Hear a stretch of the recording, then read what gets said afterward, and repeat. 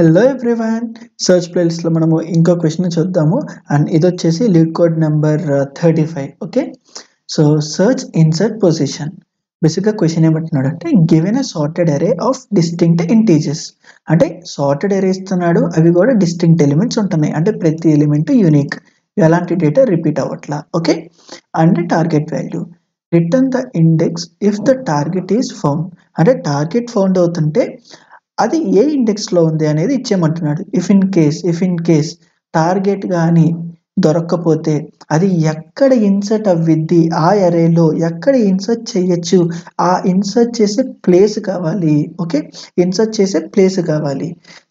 And see you must come up with an approach big of log and time complexity. అంటే సింపుల్గా ఏం చెప్తున్నాడు, ఒరే బాబు నువ్వు లీనియర్ సెర్చ్ చేయొచ్చు, లీనియర్ సెర్చ్ చేస్తే like whatever the linear concept చేస్తే వర్క్ అయ్యింది, బట్ నువ్వు తెలివిగా బైనరీ సెర్చ్ వాడు చేయగలవా అని సింపుల్గా తేల్చేశాడు. ఓకే, సో అండ్ దీనికి సింపుల్ ఎక్స్ప్లెనేషన్ కాబట్టి లీనియర్ సెర్చ్ లీనియర్గా ఎందుకు వెళ్తున్నాం అనేది చెప్పక్కర్లా. సో ఒకసారి టెస్ట్ కేసు ఏందో చూద్దాము. సి ఇక్కడ టార్గెట్ చెప్పింది 5 అండ్ ఇక్కడ 5 నాకు ఇక్కడ ఉంది. ఏ పొజిషన్లో ఉంది? సెకండ్ ఇండెక్స్లో, కాబట్టి ఇండెక్స్ 2 అని ఇచ్చాను.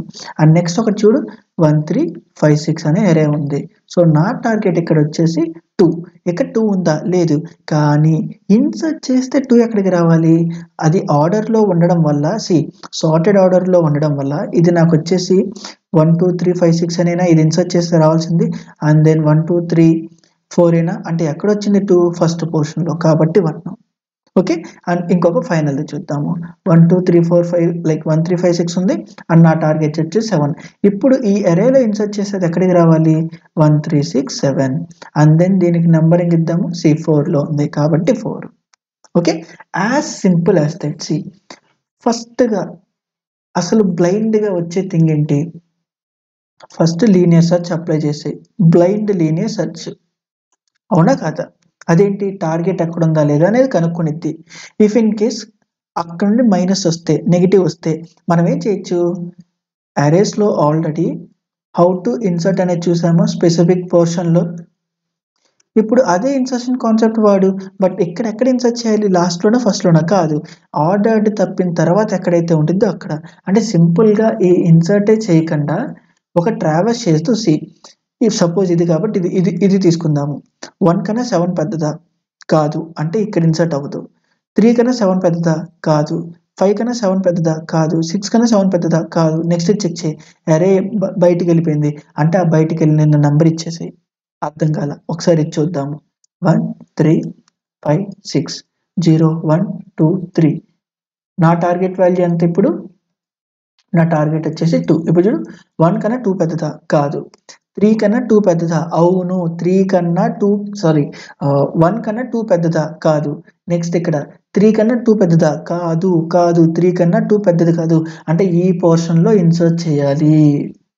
అంటే సింపుల్గా ఈ అరేని రిటర్న్ చేస్తే చాలా, లైక్ ఆ ఇండెక్స్ నెంబర్. ఎందుకు ఇన్సర్షన్ని నువ్వు బ్లైండ్గా అప్లై చేసి దాని తర్వాత మళ్ళీ అది ఎక్కడుంది ఎతికే కన్నా ఇలా ఎతికితే నాకు అర్థమైపోయింది కదా. ఫస్ట్ ఎక్కడ నాకు కావాల్సిన చెక్ మ్యాచ్ అవ్వలేదు, లైక్ ఈ నెంబరు ఆ టార్గెట్ కన్నా గ్రేటర్ అయితే ఆ ప్లేస్లో నచ్చింది, అది ఫస్ట్ ఎక్కడ దొరికితే అక్కడ. సో ఇలా బేసిక్గా మనం లీనియర్ సెర్చ్తో చేసేయచ్చు. దాని టైం కాంప్లెక్సిటీ వచ్చేసి n అవ్విద్ది. సో మరి ఇలా చెయ్యాలా పద్దాకా అని అంటే అక్కర్లా. మరి ఎలా చేయొచ్చు చూడు. క్వశ్చనింగ్ని ప్రాపర్గా అడగగలమా? అగైన్ సపోజ్ ఇక్కడ ఒక ప్రాపర్గా థింగ్ ఉంది. నా టార్గెట్ సమ్వేర్ అరౌండ్ ఒక 31 ఉంది, ఇది 31 అయ్యింది అనుకుందాం. ఇఫ్ ఇన్ కేస్ నా టార్గెట్ కానీ ఆ మిడ్ ఎలిమెంట్కి ఈక్వల్ అయితే నేను సింపుల్గా రిటర్న్ చేసేయచ్చా లేదా? ఎందుకు? వాడు నెంబరు ఉండొచ్చు, ఉండకపోవచ్చు. ఉంటే ఆ నెంబర్ ఇచ్చేసి అంటున్నాడు. అంటే ఇఫ్ ఇన్ కేస్ లేకపోతే, సపోజ్ ఈ టార్గెట్ ఇంకా పెద్దదైతే అనుకుందాము. అండ్ ఇక్కడ ఆబ్వియస్గా somewhere around 1 to some 100 numbers ఉన్నాయి అనుకో, ఇది వచ్చేసి 1000 ఉంది అనుకుందాం మనం. ఓకే, సో దట్ నీ క్లారిటీ ఉంటుంది. 31 కన్నా 1000 పెద్దదా? అవును. అంటే నేనేం చేయాలి? ఇఫ్ నా టార్గెట్ కానీ పెద్దదైతే, ఇఫ్ ఇన్ కేస్ నా టార్గెట్ పెద్దదైతే దాని మీనింగ్ ఏంటి? నేను టువర్డ్స్ రైట్ ఎతకాలి. అవునా కదా? ఇది డెఫినిట్‌గా నాకు అక్కర్లే. ఎందుకు? ఫిట్ అయ్యే పాసిబుల్ కేస్ నాకు కావాలి. అంతేనా? సో, సీ ఇక్కడ సింపుల్‌గా ఏంటి? నేను ఈ నంబర్ ఉంది అనే అజంప్షన్‌లో ఎళ్తా. లేకపోతే ఏంటనే తర్వాత చూద్దాము. బట్ ఈ అజంప్షన్‌లో ఉందని ఎళ్ళొచ్చా? అంటే సింపుల్‌గా గ్రేటర్ అయితే నా స్టార్ట్‌ని మిడ్ +1 చేస్తా. ఇఫ్ ఇన్ కేస్ లెస్ అయితే నా టార్గెట్ అనేది తక్కువ. అది ఇటు సైడ్ ఎతకాలి. అవునా కాదా? అంటే ఇప్పుడు ఎండ్ ఈక్వల్స్ టు మిడ్ -1 చేస్తా. వన్స్ ఇది అయిపోయిన తర్వాత మరి లూప్ ఎక్కడ దాకా రన్ చేయాలి? ఈక్వల్ అయ్యే కేసు కూడా చెక్ చేస్తున్నాం కాబట్టి మేబీ మనకి ఆ లైక్ లాస్ట్‌గా ఉన్న పాయింట్ చేసే కంటెంట్‌ని కూడా చెక్ చేయాలా? అర్థం కాలా? ఒకసారి మనం ఒక చిన్న టెస్ట్ కేస్‌ని తీసుకుందాం ఇలా. 1, 2, 3 నంబరింగ్ ఉంది. ఇప్పుడు నా టార్గెట్ 5 అనుకుందాము. ఓకే. నా స్టార్ట్ ఇదయ్యిద్ది. ఎండ్ ఇదయ్యిద్ది. నా మిడ్ ఇదయ్యిద్ది. అవునా? సో, ఇప్పుడు వాటెవర్ టార్గెట్ ఎంత? 5. టార్గెట్‌కి ఈక్వలా మిడ్? కాదు. ఇప్పుడు 5 గ్రేటర్ థాన్ మిడ్డా? అవును. అంటే ఏంటి? నా సెర్చింగ్ ప్రాసెస్ ఇటెళ్ళాలి. ఎందుకు? ఆ నంబర్ ఉందనే అజంప్షన్‌లో ఎళ్ళిపోదాం ఫస్టు. చివరికి ఏమైద్దని చూద్దాం. ఇప్పుడు నాకేమైద్ది? స్టార్ట్ +1 అంటే నా స్టార్ట్, ఎండ్ ఇక్కడే చూపిస్తుంది. అవునా కాదా? నా స్టార్ట్, ఎండ్ ఇక్కడే చూపిస్తున్నాయి. నైస్. ఇప్పుడేంటి? మళ్ళా ఈక్వల్ అయినా చెక్ చేయాలి. ఎందుకు? ఆ ఈక్వల్ కేస్‌లో కూడా ఉండొచ్చు కదా! లైక్ అదే కదా మనం తెలుసుకున్న బైనరీ కాన్సెప్ట్. సో, ఇప్పుడేంటి? ఇది 5 టార్గెట్‌కి మిడ్ ఈక్వల్ అయిందా? అవ్వలా. ఇప్పుడు 3 > 5 అంటే టార్గెట్ విచ్ ఈస్ 5. 5 > 3 అవును. అంటే స్టార్ట్‌ని మళ్ళా +1 చేయి. మిడ్ +1 చేయి. అంటే మిడ్ ఇక్కడ కాబట్టి +1 చేశాను. ఇప్పుడేమైంది? యెస్ గ్రేటర్ థాన్ ఈ అయింది. అంటే దాని మీనింగ్ ఏంటి? వన్స్ ఈ లూప్ అయ్యి బయటికొచ్చింది అంటే దాని మీనింగ్ స్టిల్ అంటే బయటకొచ్చేసిందంటే దాని మీనింగ్ ఏంటి? ఓకే. ఈ పర్టిక్యులర్ పోర్షన్ నంబర్ దొరకలా కాబట్టే మనం బయటకొచ్చాము. అవునా కాదా? మరి ఎట్లా ఉండిద్ది నాకు? చూడు ఎక్కడ ఆగిద్ది అంటే, ఇక్కడ నా స్టార్ట్, ఎండ్ చూడు 0, 1, 2, 3 సీ నా ఎండేమో ఎక్కడైతే లాస్ట్‌గా లైక్ ఎక్కడైతే లాస్ట్ పాయింట్ ఉందో ఆ పాయింట్ దాని మీద పాయింట్ చేసిద్ది. అది ఇక్కడే కాదు లైక్ పెద్దగా ఉంటే ఇన్ బిట్వీన్ ఆఫ్ దిస్ ఎక్కడన్నా ఎండ్ ఒక చోట ఆగిపోవచ్చు. నా స్టార్ట్, ఎండ్ ఇదే అవ్వచ్చు. కానీ దాని మీనింగ్ ఏంటి డెఫినిట్‌గా ఆ న యెస్ దానికి దాటెళ్ళింది అంటే నాకు కావాల్సిన నంబర్ దొరకలేదనేనా? నాకు కావాల్సిన నంబర్ దొరకలేదంటే ఈ ఎండ్ ఏదైతే పాయింట్ చేస్తుందో అది డెఫినిట్‌గా నాకు కావాల్సిన దానికన్నా తక్కువ ఉన్నట్టు.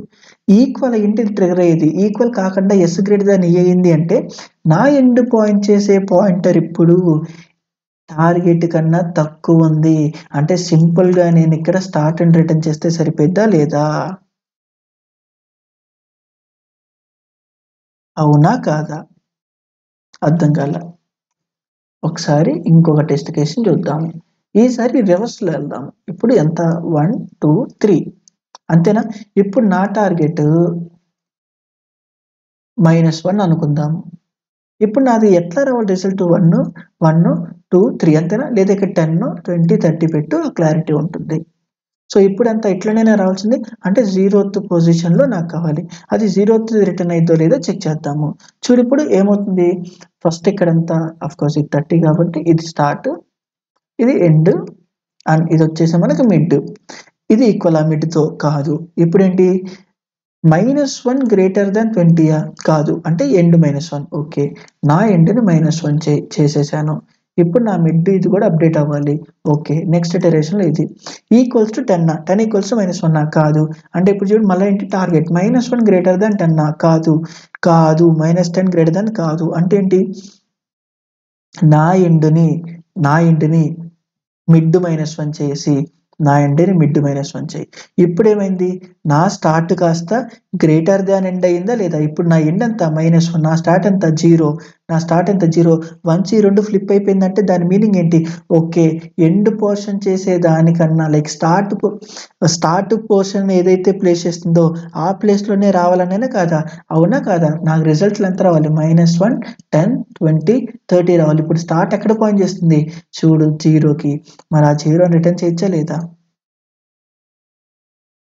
ఏమన్నా తేడా ఉందా? ఆ -1 +1 టాకిల్ తప్ప అసలు ఇప్పటిదాకా చేసిన ప్రతి క్వెషన్‌కి వాడుతున్నయి 3 blue prints.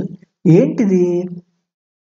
Either end equals to mid plus 1 like mid minus 1 start equals to m plus 1 సెకండ్ది end equals to m minus 1 start equals to m లేదా end equals to m start equals to m plus 1 అసలు ఇదంతా fix చేసుకొని ఆ చివరికి ఏమైంది అనే question based మీద ఐదర్ రిటర్న్ డైరెక్ట్గా -1 చేయాలా లేకపోతే రిటర్న్ స్టార్ట్ చేయాలా రిటర్న్ ఏం చేయాలా ఈ మూడిటిని దాటి అండ్ ఇక్కడ while loop S less than E దాకా రన్ చేయాలా ఎస్ ఈక్వల్స్ టు ఈ దాకా రన్ చేయాలా అసలు ఇదొక సెట్ ఆఫ్ టెంప్లెట్ ఇదొక set of case and see ఇది ఫస్ట్ది ఇది సెకండ్ది అది ఇది ఈ ప్రతిసారి అసలు నువ్వు ఏం చేసినా ఏం చేస్తున్నావు ఈ రెండిట్లో నుండి ఒక టెంప్లెట్ తీసుకుంటున్నాము ఈ మూడిట్లో నుండి ఇంకో సెకండ్ టెంప్లెట్ తీసుకుంటున్నాము ఈ మూడిట్లో నుండి నా థర్డ్ టెంప్లెట్ తీసుకుంటున్నాము లైన్గా 1 2 3 రాస్తున్నా ఇది కాకుండా ఏమైనా చేంజ్ చూసావా ఇదంతా ఎందుకు పాసిబుల్ అయింది సి నువ్వు అడిగే పర్స్పెక్టివ్ క్వశ్చన్స్ క్లియర్గా ఉన్నాయి కాబట్టి పాసిబుల్ అయింది మరి అన్నిటికీ ఒకటే కదా బ్లైండ్ కాపీ పేస్ట్ చేస్తే ఏమైంది రాంగ్ వచ్చింది ఎందుకు సి ఇక్కడ కోడ్స్ని ఎలా ఫిల్ చేస్తున్నావు ఆ క్వశ్చన్ పర్స్పెక్టివ్లోకి వెళ్ళి నీ పర్స్పెక్టివ్లో ఏంటి అనే దాని బేసిస్ మీద ఇందులో నుండి ఒకటి ఈ మూడిట్లో నుండి ఒకటి ఈ మూడిట్లో నుండి ఒకటి పిక్ చేసుకొని చేస్తున్నావు ఓకే సో ఇది కానీ ఈ పర్టికులర్ పోర్షన్ ఏదైతే చెప్పానో ఇది నీకు హెల్ప్ అయితే కామెంట్ మాత్రం మర్చిపోకుండా చెయ్యి ఓకే సో ఇప్పుడు దీన్ని డైరెక్ట్గా కోడ్ చేసేద్దాం అసలు ఏమన్నా ఉందా ఇందులో అండ్ ఇక్కడ start less than or equals to N and ఇక్కడ వచ్చేసి మనకి ఇప్పుడు మిడ్ నేను ఏది పంపించాలి see and yeah one more thing వచ్చేసి ఏంటి ఇక్కడ మిడ్ కంప్యూటేషన్ ఒకటి వచ్చేసి స్టార్ట్ ఎండ్ -1/2 అండ్ ఇంకోటి వచ్చేసి end plus start end by 1/2 అసలు ఈ 4 టెంప్లెట్స్లో లైక్ యా టోటల్గా 4 టెంప్లెట్స్ ఉన్నాయి దీంట్లో ఇందులో ఆ 2.1 ని రాస్తున్నాం అనుకో విచ్ ఈస్ ఇది అసలు ఇవి తప్ప ఏమన్నా ఎక్స్ట్రాగా ఉన్నాయా మరి ఇప్పుడు ఈ క్వశ్చన్కి ఏది వాడచ్చు నేను వాడుతుంది ఇదేనా అంటే ఇది వాడుతున్నప్పుడు ఈ రెండిట్లో ఏదన్నా వాడచ్చా లేదా సో బ్లైండ్గా ప్రతిసారి ఇది కాకుండా ఇప్పుడు ఇది వాడి చూపిద్దాం ప్రాపర్గా నిజంగా వర్క్ అవుతుందా లేదా అనేది తెలిసిపోద్ది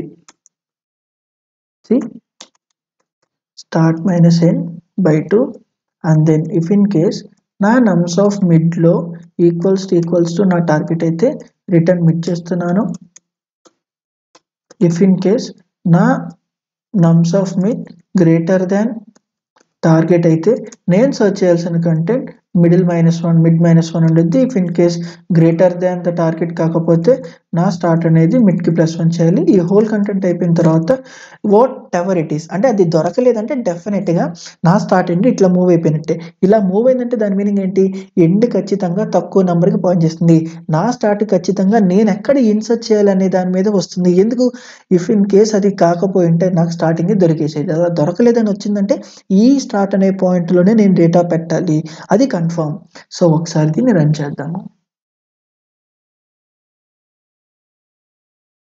C initial test case accept అయింది అండ్ దెన్ ఒకసారి సబ్మిట్ చేద్దాము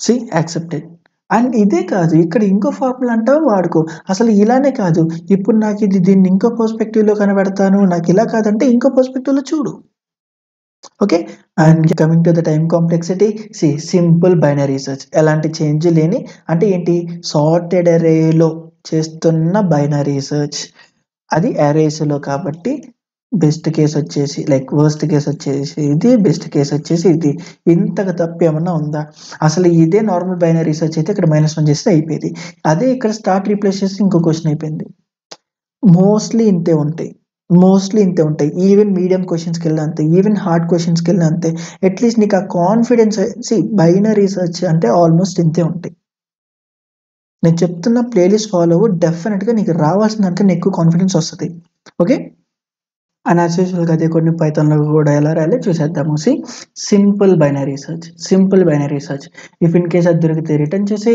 ఇఫ్ ఇన్ కేస్ నా మిడ్ వాల్యూ గ్రేటర్ అయితే సెర్చ్ ప్రాసెస్ని టువర్డ్స్ రైట్కి జరుపు ఇఫ్ ఇన్ కేస్ నా మిడ్ వాల్యూ తక్కువ లైక్ ఎక్కువైతే నా సర్చింగ్ ప్రాసెస్ని రైట్కి జరుపు ఓకే అండ్ దెన్ అట్ లాస్ట్‌కి స్టార్ట్ అని రిటర్న్ చెయ్యి. ఇఫ్ ఇన్ కేస్ -1 రిటర్న్ చేసుంటే అది ప్లెయిన్ బైనరీ సెర్చ్ కింద మారిపోయేది. బట్ ఈ క్వెషన్‌కి ఇక్కడ -1 కాకుండా స్టార్ట్ పెట్టుంటే ఆ ప్రాబ్లమ్ అయిపోయేది. అంతకు మించి ప్రాబ్లమ్‌లో ఏమీ లేదు. ఓకే. ఒకసారి దీన్ని సబ్మిట్ చేసేద్దాం.